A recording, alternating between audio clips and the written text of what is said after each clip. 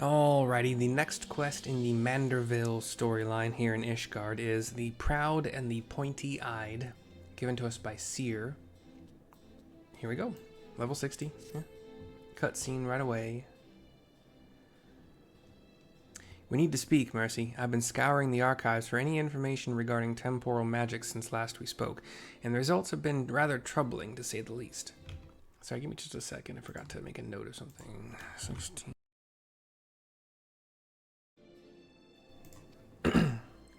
As you may or may not be aware, ancient Allag is portrayed in the Enchiridion, E Nancy Charlie H I R I Delta I O N. Enchiridion. I don't think I've heard of that before, have I, in this game? As a cautionary tale, a great empire brought low by its vanity and hubris. However, there are certain apocryphal texts in which the Allagans are cast in a more sympathetic light, if not outright exalted. 'Twas in these texts that I found references to temporal magics once wielded by Allagan mages. Said magics could be used to halt or even reverse the temporal state of a given object. If these accounts are to be believed, and if Gigi's abilities and these magics are one and the same, then it may well be possible for him to turn back the hands of time for the Grand Sirs, much as he restored the Duke's priceless vase. That being said, there's no telling how this will work with regards to a living being. Consider, if you will, that the vase was filled with water when shattered. Even if the vessel were restored, what would become of its former contents? Would it be filled with water as before, the very same every drop returned, or would it be different water? Or would the water, once spilt, be forever lost? And, let's say, this is just me, let's say that water had spilled, or let's say the water had been drank by somebody.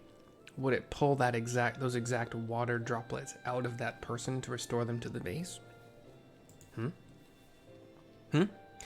I speak of the soul, my friend, for even if one could use these magics to restore the dead to life, would they be as they were before, with all the same thoughts and memories and feelings? The Grand Sirs are convinced that they can regain their lost youth, and mayhap they can, but the dead who have entered into Halone's halls cannot return. They cannot.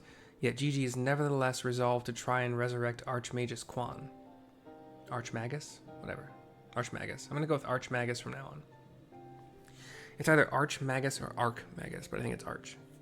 Because Arch would just be ARC, I'm pretty sure, without the H. But speaking of which, according to some Charlian texts in the archives, Archmagus Quan was an accomplished scholar known for his study of ancient Allagan magics.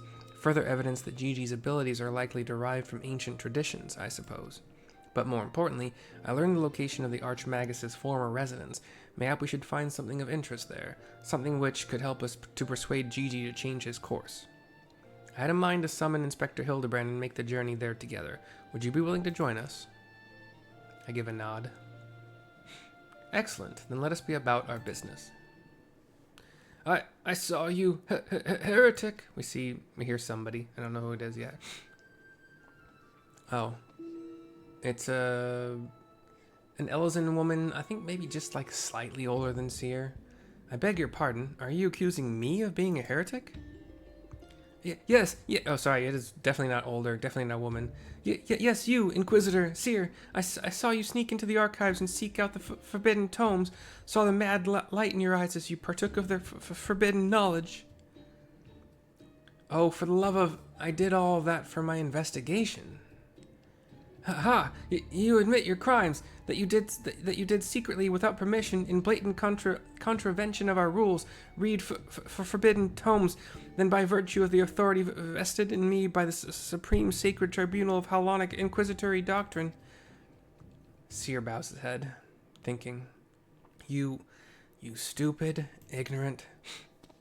He gets me. Are you also desperate to keep your goddamn jobs that you'll go around accusing all the world and his wife of heresy? Is that what we've been reduced to? It's kinda, sorta, kinda-ish what you were kinda doing, kinda. I'm sick and tired of looking for heretics in every bloody shadow, of trying to guess the secret sins of everyone I meet, sorry. It's stupid and pointless, and we're better than that, damn it. We're better than that. The younger Ellazan man's taken aback a bit. If you will not surrender yourself, then I have no choice but to inform my superiors. He goes running off. It's time to leave, I think. Seer just kind of looks after him and then falls to his knees and then his hands. Well, that all came tumbling out, didn't it? I suppose there's no point in trying to convince myself that I have no personal investment in this matter, or that I still have a professional one. Somewhere along the way, I stopped looking for the guilty and started looking for the truth, perhaps, in a way to help those in need. Yeah, those are good things, bud.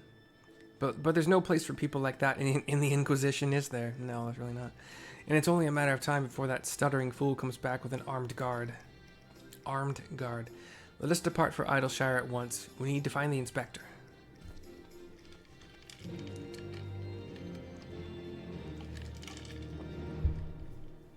Boom, boom, boom, boom, boom, boom. Boom, boom, boom, boom, boom, boom, boom, boom, boom, boom. Boom, pump, jam, pump it up.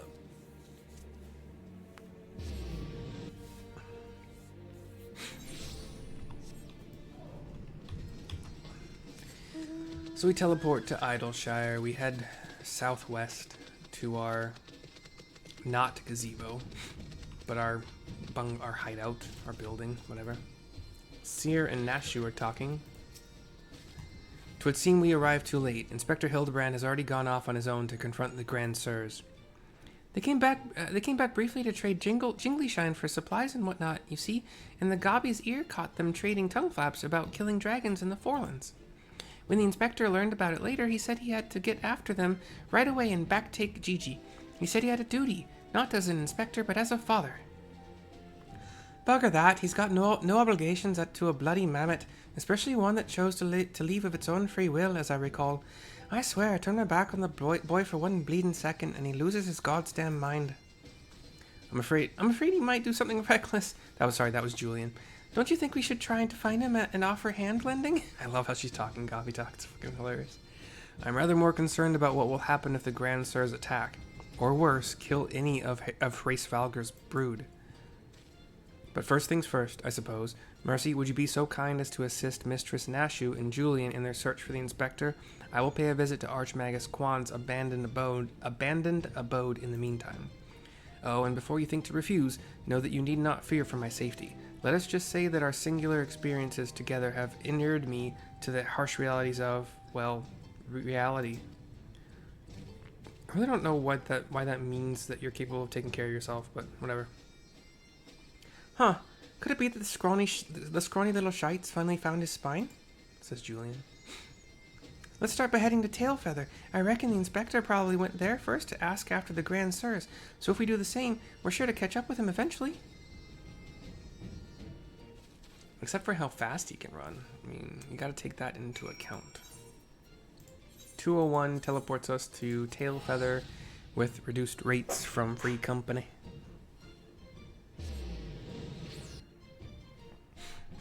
Free Company till the day I die. To the east, outside the gates of Tailfeather, we find Nashu looking around. Right then, I say we split up and make inquiries separately. If you learn anything about the inspector or the Grand Sirs or Gigi, come and tell me. The two ladies go into Tailfeather to do their questioning. I go as well, shortly after. We've got a man tending some cabbages, Louis Sonnet. The Ishgardians with the mammoth, they were here, proclaiming to all and sundry that they were going to slay the greatest dragon of them all. The gods only know if the naive fools were serious. Why? Wait, since when was their goal to slay a dragon? I thought they were just getting Gigi his memories and powers. Prior Fae, spelled Prior Fakes, Faix, tending to a Chocobo. Oh, those daft sods. They were for Onyx Shrine. Not quite sure what their intentions were, but they were awfully confident, that much I recall. Northeast to a fisher. Nope, just a bowman sitting on the rocks. Remiclon. 3 dragon slayers and a mammoth, eh? I'd call you a mummer if I hadn't seen them come through earlier, boasting about how they were off to kill the biggest one yet. Again, I don't remember them talking about killing a dragon at all. Am I dumb? Probably, but Nashu's talking to another bowman. Cutscene.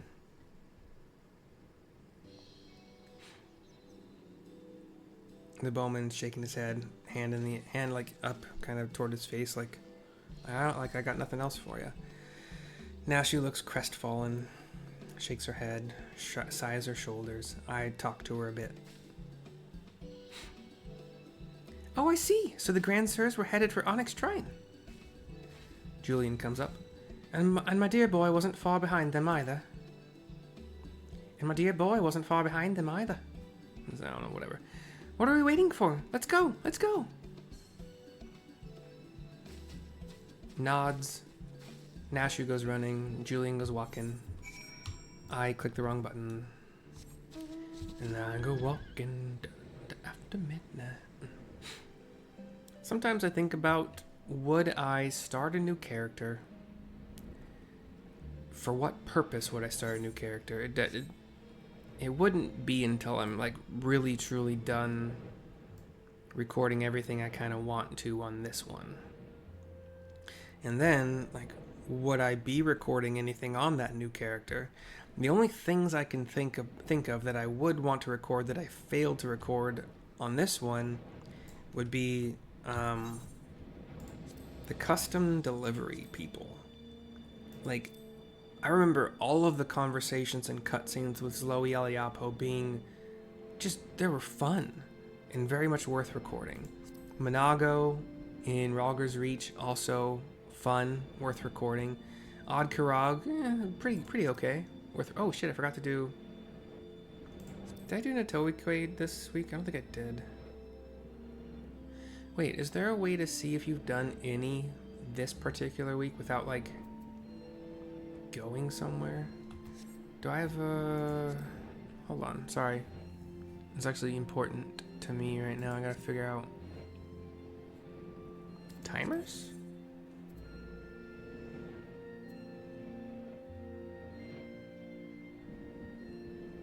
Custom deliveries. Wait, what day is today? Why does it say 31 remaining? Today's Sunday. Oh, because it resets. Wait. Wait. Oh yeah, we're about 7.5 hours away from midnight, so okay. Yeah, I gotta do those. Allowance is 12. What? I can only do 6. What are you talking about? Or is it 6 per... whatever, who cares. But yes, I have to remember to do those. Nice that I was able to find that. We find, near Onyx Shrine, to the east of it, Orland, once again, feet sticking out of the ground, torso deep in the ground. Well, you know, not deep, but as deep as it can be with him intact. And Nashu is poking him. The poor unfortunate soul who bears a striking resemblance to Orland is quite firmly embedded in the earth. Yeah. Would you look at that? The inspector sure gave him what for. That may be, but where'd the other two get to? Not to mention the mammoth. Why don't we pull him out and ask? Though, having said that, it looks easier said than done. Oh, how silly of me. I'm sure you've got more than enough strength to yank him free, right, Mercy? I give her a nod. I'm not on a strength character right now, but yeah, probably. We talk to Orland to finish this quest, which will theoretically be, yeah, we are pulling him out. Interacting, cutscene.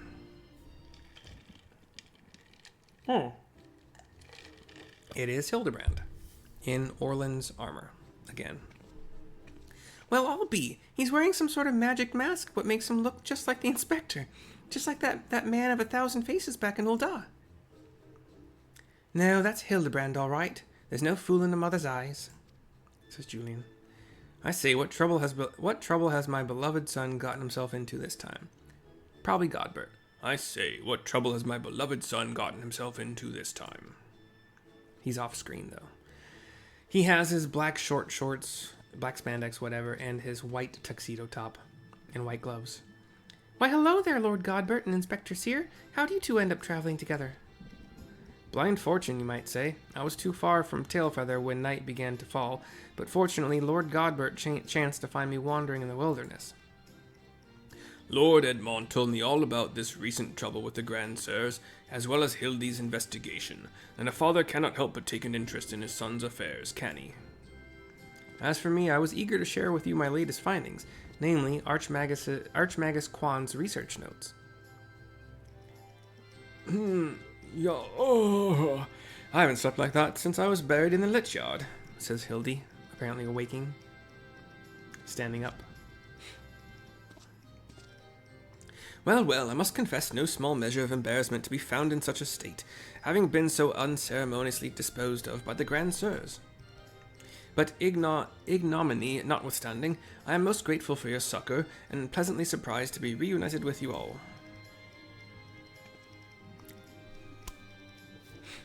This wouldn't have happened had you waited for us instead of... Wait, why in the hells are you still wearing that rubbish? An impenetrable disguise is essential when consorting with the criminal elements. Alas, 'twould seem the Grand Sirs have grown more perceptive in their newfound youth. Wait, do you mean they've already regained their youths? What about Gigi? Did you see him? Was he behaving strangely? Now that you mention it, his warm, soulful eyes were rather more pointy than I remember. By the Fury, not pointy. According to Archmagus Quan's notes, that's a sign Gigi's using too much magic. If he carries on like this, his ether will be expended, and he'll end up not more than an empty husk. This is terrible news! We must catch up to the Grand Sirs at once. Do you know where they were headed? All I heard was that they were keen to slay dragons.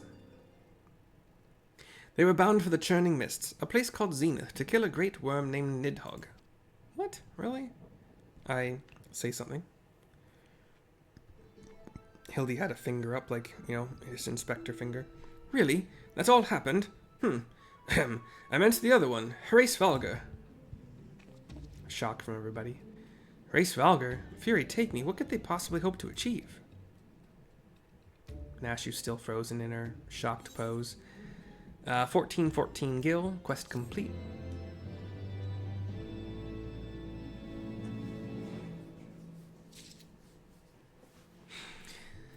Oh, and okay.